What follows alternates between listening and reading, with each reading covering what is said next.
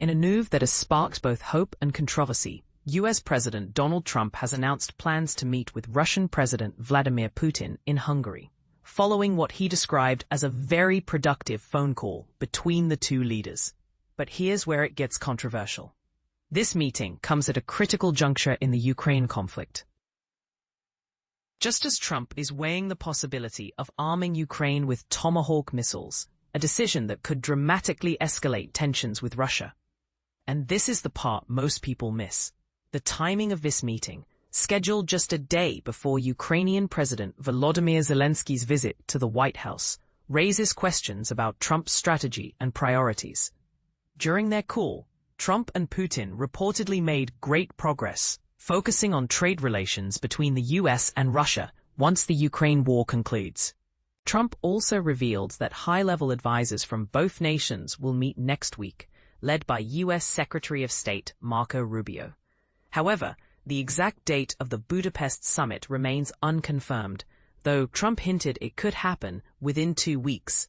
The Kremlin described the call as extremely frank and trustful, signaling a potential thaw in relations, or, as some critics argue, a risky appeasement strategy.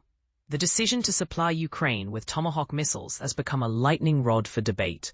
When asked about it, Trump expressed hesitation, stating, "We can't deplete our stockpile, we need them too." This cautious approach contrasts sharply with Ukraine's urgent pleas for advanced weaponry.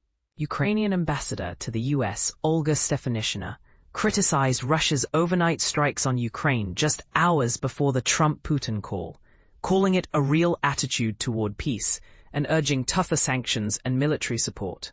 Hungarian Prime Minister Viktor Orban hailed the planned meeting as great news for peace-loving people, emphasizing the need for dialogue over confrontation.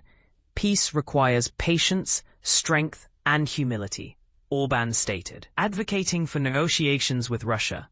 But is this a step toward peace or a dangerous concession? Critics argue that engaging with Putin without concrete concessions from Russia could undermine Ukraine's sovereignty and embolden further aggression.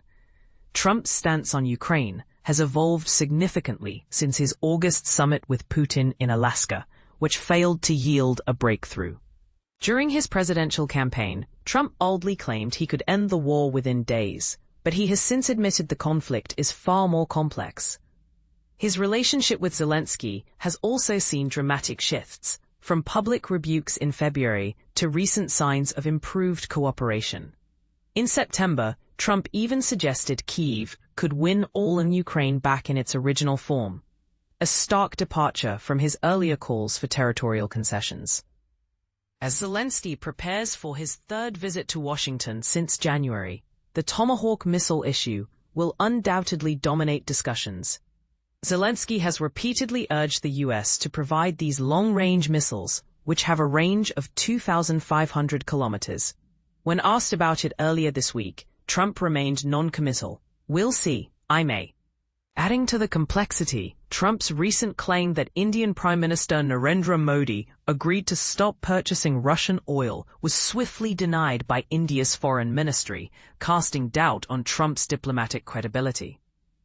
This incident underscores the challenges of rallying global support against Russia, as the US pushes countries like India, China, and NATO members to cut ties with Russian energy. Is Trump's engagement with Putin a bold step toward peace or a risky gamble that could backfire? And what does this mean for Ukraine's future? Share your thoughts in the comments. This is a conversation that demands diverse perspectives.